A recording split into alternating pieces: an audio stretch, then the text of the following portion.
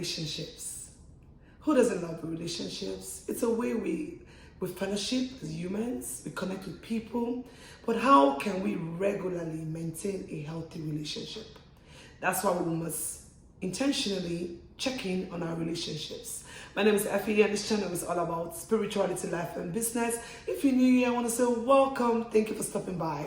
If you're yet to subscribe, please subscribe and click the notification bell so you get notified when we upload new content. What are some things we must regularly check in on if we want to maintain a healthy relationship? Number one, we must keep a consistent way of respecting each other. I want to talk about relationships now. I'm talking about relationship, husband to wife, mother to child, mother to friends, colleagues, all around. We must maintain respect. You see, respect brings respect. Even our children, they deserve our respect.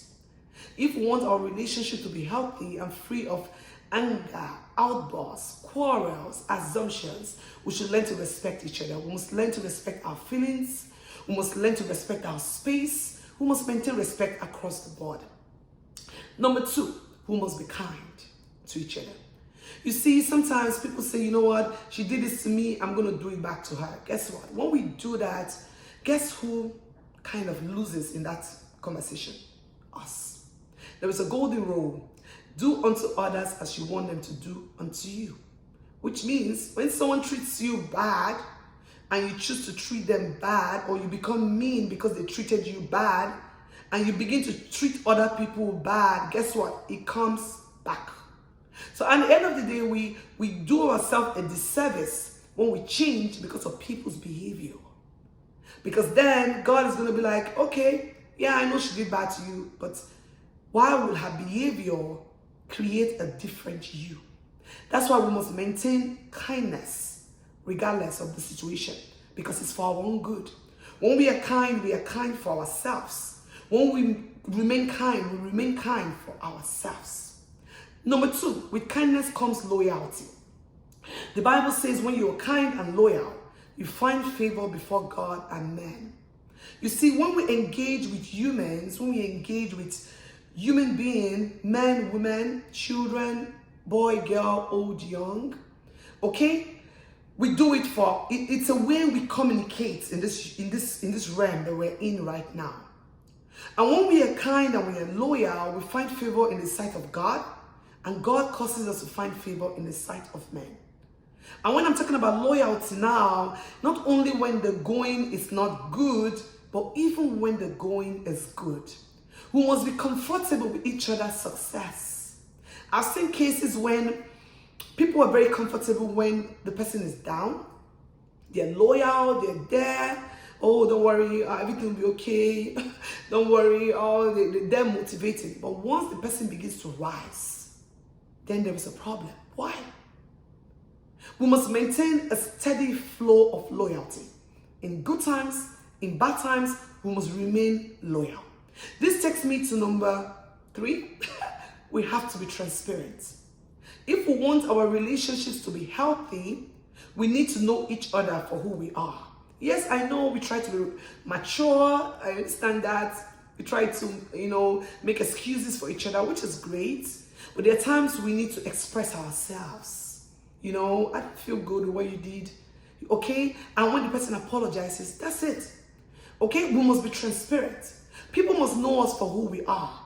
Our yes has to be yes. Our no has to be no. There's no need for any form of two-facism. Okay? And this takes me to the last point. Number 5.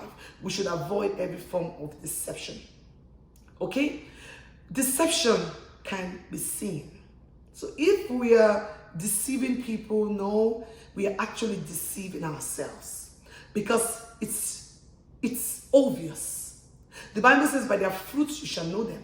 When we are not real in the relationship, the other person knows. They might just be going along. It doesn't mean they don't know. So we need to stop deceiving ourselves. If you love somebody, show up as somebody that loves somebody.